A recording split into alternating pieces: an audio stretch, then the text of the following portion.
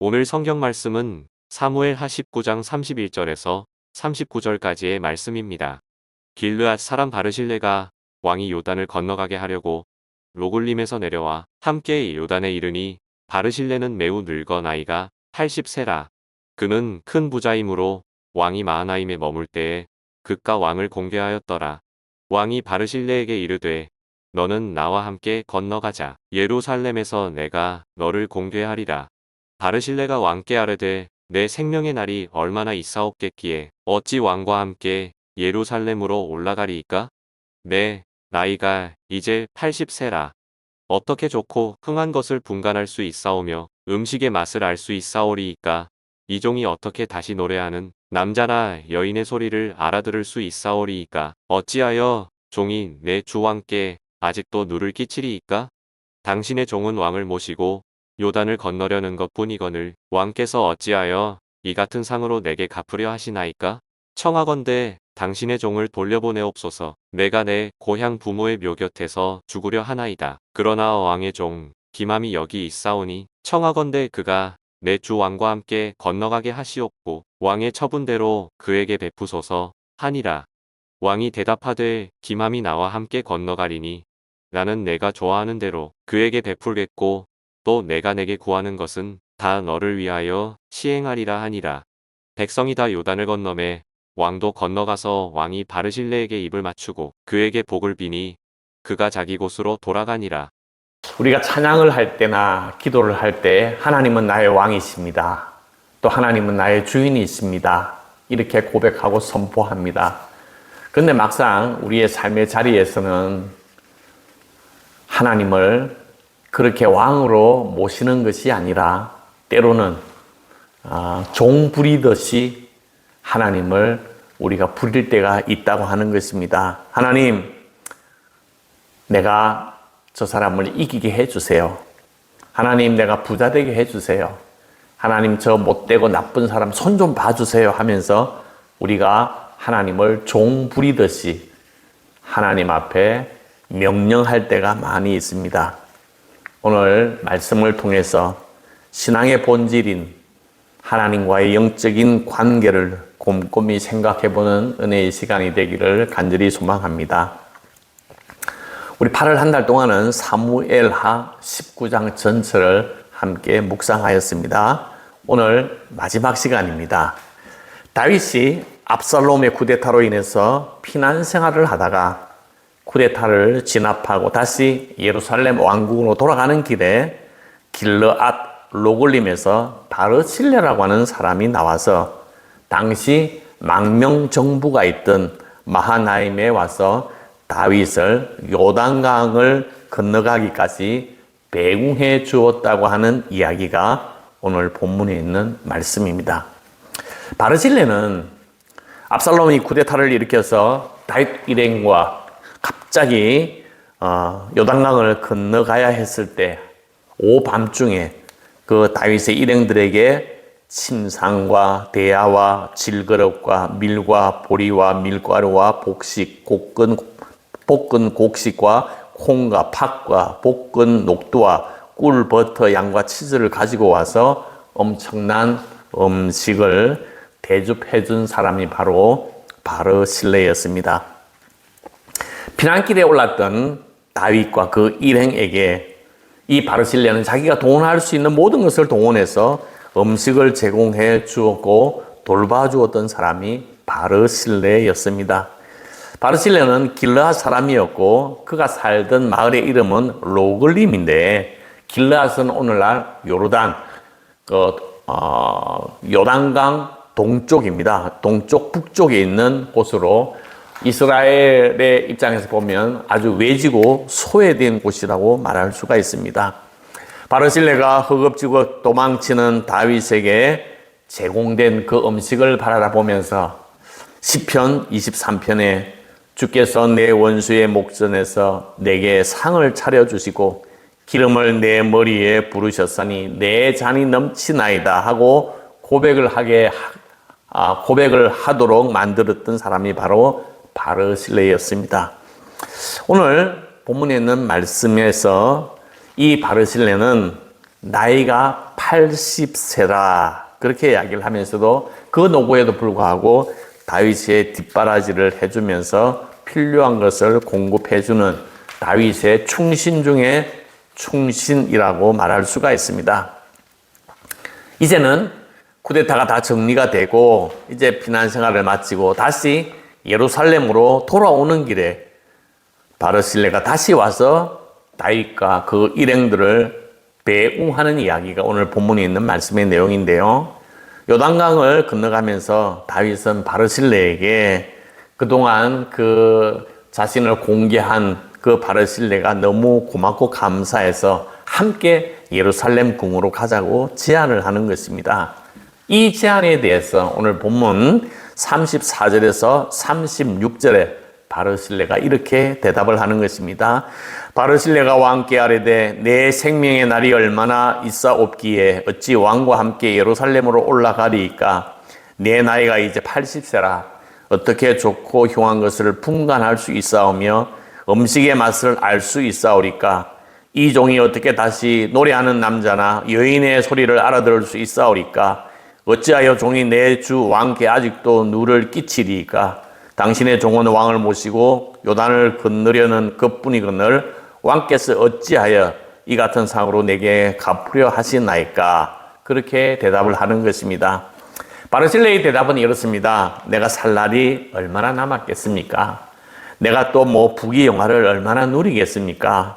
그냥 조상 부모님이 계시는 곳 부모님 묘 곁에 여기 살다가 마지막 생을 여기서 보내는 것이 자기의 소망이라고 이야기를 하고 있는 것입니다. 그러면서 오늘 이 다윗이 다시 복궁, 예루살렘 궁으로 복궁하는데 자기가 나온 이유는 복귀하는 왕을 직접 눈으로 보고 싶어서 왔고 그리고 그 가는 길을 배웅해 주고 싶어서 왔다고 이야기를 하는 것입니다. 이 시골 마을 로글림에서 하나님의 부르심을 받는 그날까지 조용히 살다가 자신의 생을 마치겠다고 대답하는 그 대답.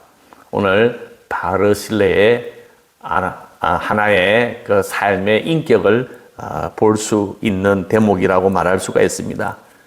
다윗이 다시 간청하는 마음으로 다시 청하니까 정 그러시다면 한 가지 부탁을 하겠습니다 하고 37절 왕의 종 김함이 있사오니 청하건대 그가 내 주 왕께 함께 건너가게 하시옵고 왕의 처분대로 그에게 베푸소서 하니라. 자기가 데리고 있던 일꾼 김함이라고 하는 사람을 데리고 가서 은혜를 베풀어 주면 좋겠다고 바르실레가 다윗에게 마지막 청을 하게 되는 것입니다. 그래서 다윗이 바르실레에게 주고자 했던 그 모든 대우와 모든 지위를 김함에게 다 해주었다고 하는 내용입니다. 오늘 우리가 이 이야기를 읽으면서 참으로 훈훈한 그런 느낌을 받게 되는 것입니다. 세상에 많은 친구가 있지만 진짜 친구, 정말로 나를 사랑하는 친구를 구별하는 방법은 내가 어려울 때 도와주는 친구라고 말할 수가 있습니다. 요즘 세상은 달면 삼키고 쓰면 내뱉는 시대에 갑자기 실각해서 죽음을 목전해준 다윗 왕의 편에 서서 다윗의 진짜 친구가 되어준 바르실레야말로 이 세상에 각박한 이 세상에서 의리 있고 정말로 그리운 사람의 향기를 보여주고 있는 것입니다. 다윗 또한 바르실레의 그 은혜를 잊지 않고 김함에게 은혜를 갚았다고 하는 이야기는 오늘 우리 사회가 배신과 반역이 난무한 이 시대에 너무나 감동적이고 너무나 훈훈한 이야기라고 말할 수가 있습니다. 오늘 우리가 한번 생각해 볼 것은 바르실레가 급히 도망치는 다윗에게 많은 음식을 제공할 때 그 마음은 어떠했을까 하는 것입니다. 내가 이 다윗이 어려울 때 기회를 딱 잡아가지고 음식을 제공하고 다윗이 복군되는 그날 한 자리 차지해야지 하는 철저한 계산된 마음으로 다윗을 도와주었을까? 아니면 정말로 다윗을 사랑하고 좋아해서 도와주었을까 하는 것입니다. 우리가 10길 물속은 알아도 한 길 사람 마음속은 모른다고 했습니다.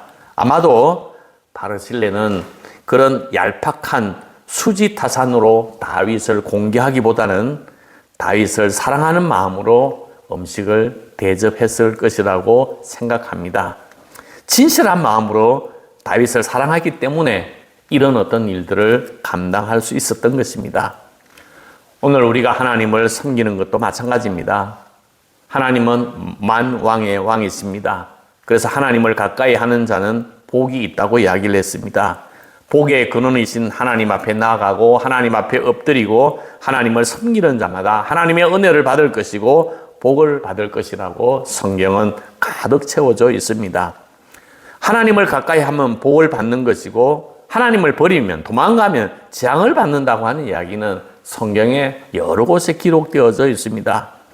우리가 하나님을 섬기고 예배하는 이유가 이 세상에서 잘 먹고 잘 살고 내가 성공하겠다고 하는 것이 목적이 된다면 우리는 하나님을 우리가 섬기는 것이 아니라 우리가 하나님을 종으로 부리는 것입니다. 그런 모습을 사울 왕에게서도 찾아볼 수가 있습니다. 사울 왕은 블레셋 민족과 전쟁을 하면서 전쟁을 앞두고 전쟁에서 이기기를 원했습니다. 그러기 위해서 하나님 앞에 먼저 예배, 제사를 드려야 하는데 제사를 드릴 사무엘 선지자가 오지 않는 것입니다. 늦게까지 오지 않는 것입니다. 그래서 답답한 마음에 사울 왕은 자기가 이 사무엘 선지자를 대신해서 제사를 드리고 말았습니다. 사울 왕이 제사를 드린 이유는 전쟁에서 승리하는 것이 목적이었습니다. 그 승리를 위해서 하나님을 사용해야 되고 이용해야 되고 그 하나님을 사용할 제사장이 오지 않으니까 자기가 그냥 해버린 것입니다. 그런 제사를 보고 하나님께서 복을 주신 것이 아니라 너는 왕으로서의 자격이 없다고 말씀하시면서 사울 왕을 하나님께서 다른 왕으로 대체하시는 것입니다. 이사야서에 보면 이스라엘 백성들이 하나님 앞에 열심히 부지런히 제사를 드립니다. 열심히 부지런히 제사를 드리는데 하나님께서 너희들의 제사를 싫어하노라 그렇게 이야기합니다. 그리고 다시는 이런 제사를 가져오지 말라고 말씀하시는 것입니다. 왜냐하면 그들의 제사는 형식만 있고 마음이 사라졌기 때문이었습니다. 그들의 마음속에는 하나님 나 제사 드렸어요. 나 출석했어요. 나 확인증 받으러 왔어요. 그러면서 세상에 나가 다시 세상의 욕망으로 가득 차 있었기 때문이었습니다. 하나님께서 이런 제사를 가져오지 말라고 말씀하시는 것입니다. 이런 형식적인 제사는 하나님을 모욕하는 것이었습니다. 성공을 쫓는 사람들에게 하나님께서 수치를 당하시는 모습인 것입니다. 그런 제사를 받으시고 하나님은 마음속에 역겹다고 말씀하십니다. 신명기 17장에 보면 너희는 흠이 있거나 결함이 있는 소와 양을 너희 하나님 야훼께 제물로 잡아 바치지 말라. 그런 것은 너희 하나님 야훼께서 역겨워하는 짓이다. 사람이 하나님 앞에 제물을 바칠 때 하나님이 눈여겨보고 계시는 것은 제물이 아니라 그 제물을 바치는 사람을 보시는 것입니다. 사랑하는 만종교회 여러분, 하나님께서 왜 우리를 사랑하시고 구원하셨습니까? 하나님께서 우리 한 사람 한 사람 이용 가치가 있어서 우리를 구원시켜 주신 것이 결코 아닙니다. 자식이 아무리 못났어도 그 자식을 위해서라면 모든 것을 다 내어주는 부모의 마음처럼 하나님께서는 우리를 아무런 조건 없이 사랑해 주시고 구원해 주셨습니다. 저 높고 높은 보좌 위에서 낮고 천한 이 땅에 말 구유로 오신 이유가 있다고 한다면 예수님께서 우리를 통해서 이득을 얻고자 한 것이 아니라 우리가 망하는 것을 그냥 두고 볼 수 없어서 우리를 무조건적으로 사랑해 주셔서 아무런 이유 없이 사랑하고 아무런 조건 없이 사랑하였기 때문에 오늘 우리가 이 자리에 하나님 앞에 예배 드리고 하나님 앞에 찬양하고 있는 줄로 여러분들이 꼭 기억했으면 좋겠습니다. 사람들은 신앙생활을 하다가 교회를 떠나는 사람들이 많이 있습니다. 내가 교회를 나가줬는데 별 것 없네. 내가 하나님 앞에 예배를 드렸는데 내 삶에 변화가 일어나지 않네. 내가 헌금을 많이 했는데 나에게 하나님께서 복을 주지 않네 하면서 교회를 떠나는 사람들이 종종 있습니다. 하나님은 우리가 미신을 섬기듯이 우리가 얼마짜리 구슬을 하면 얼마짜리의 반응이 오고 어느 정도의 투자를 하면 신앙생활도 그 정도 반응이 있을 거라고 계산하면서 하나님의 그 반응을 구하는 것은 이방 신들을 섬기는 사람들의 모습인 것입니다. 우리는 하나님께서 우리를 무조건적으로 사랑해 주셔서 그 은혜와 사랑에 너무 감사하여 영원히 십자가에 못 박혀 죽어도 아무 할 말이 없는 우리를 사랑하시고 우리를 대신해서 십자가에 지신 그 주님의 은혜가 너무도 감사해서 우리가 오늘 하나님 앞에 예배를 드리는 줄로 믿습니다.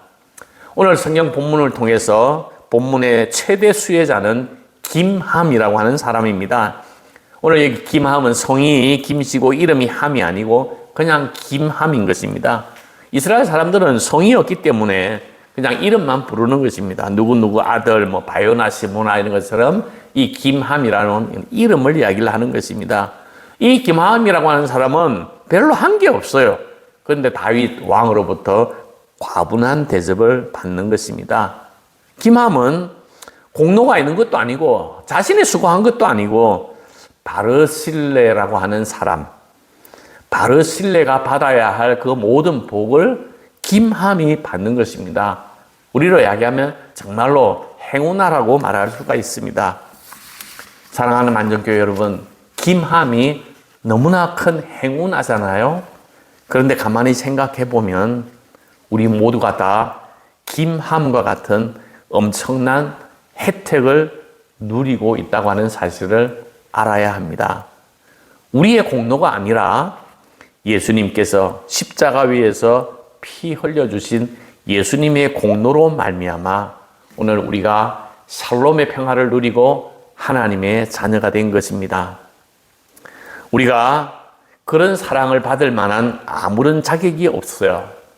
하나님께서 우리를 그저 사랑해 주시고 우리에게 그저 은혜를 베풀어 주셨기에 우리는 늘 항상 그 하나님의 은혜와 사랑에 감사와 기쁨으로 우리의 삶을 풍성하게 누려야 될 줄로 믿습니다. 요즘 세상살이가 점점 힘들어져서 낭망하거나 두려워하는 사람들이 점점 늘어나고 있습니다. 그럼에도 불구하고 우리 한 사람 한 사람 지난 날의 삶을 돌아보면서 내가 오늘 여기까지 있는 것이 나의 노력과 나의 잘남이 아니라 하나님의 득택임을 깨달아 우리의 삶의 자리에서 감사와 찬송과 기쁨으로 우리의 삶이 회복되어지기를 간절히 소망합니다. 뿐만 아니라 우리가 큰 은혜와 사랑을 받았습니다. 그 은혜와 사랑에 빚진 마음을 가지고 우리 주변 사람들에게도 너그럽고 온유하고 긍휼한 마음으로 우리의 이웃들을 대하여 하나님의 사랑을 많은 사람들에게 나누어 줄 수 있는 하나님의 귀한 일꾼들이 되기를 주님의 이름으로 축복합니다. 아멘.